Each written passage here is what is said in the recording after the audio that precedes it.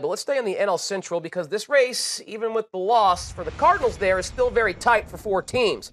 The Pittsburgh Pirates are facing off with the Rockies this evening. They've been the hottest team maybe in all of baseball in the month of July. The Pirates have won 12 games. Only the Dodgers able to match that total around the Bigs.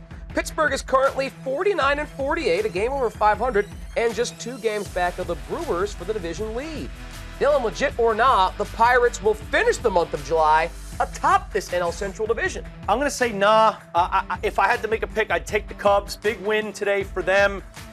But the Pirates are red hot, and it all has to do with their pitching, especially their bullpen. They've got the best team ERA in the month of July, and a lot of that has to do with their bullpen, which in the month of July is pitching to a 1.5 clip ERA-wise, which is fantastic. Now, all of a sudden, Starling Marte's back from his suspension. Right. I think we've kind of squashed the Andrew McCutchen trade rumors all of a sudden because they're way back into it, and he's had such a big last 6 weeks. Now, all of a sudden, it's not just you get Marte back. The face of the franchise, who's the heart and soul of the team, you kind of feel is going to be around. The bullpen has been lights out, and here you go. They've won 6 in a row in 9 of their last 10 games, but I still just don't think they're going to. I think they're going to compete all year long. Yep. I think from this point on, they're going to be a nuisance and a splinter in someone's side from here to the end. And they may wind up competing and closing the gap with one of those teams if one of those teams out west gets cold in a wild card.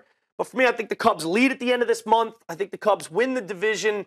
I just have too much faith in the talent from the world champs, and I love the Quintana trade. I think he's really, really going to be a godsend to that rotation. Yeah, Quintana looking good, already paying immediate dividends for the Chicago Cubs, and they get that big win, which you watched the final out live right here on the Rally. It's funny. I knew we were going to do that topic. I'm sitting here waiting to see what happens in this game because I'm like, I kind of like the Cubs. With the Cubs and Wade Davis locking it down, it made me a little bit easier to go with my gut.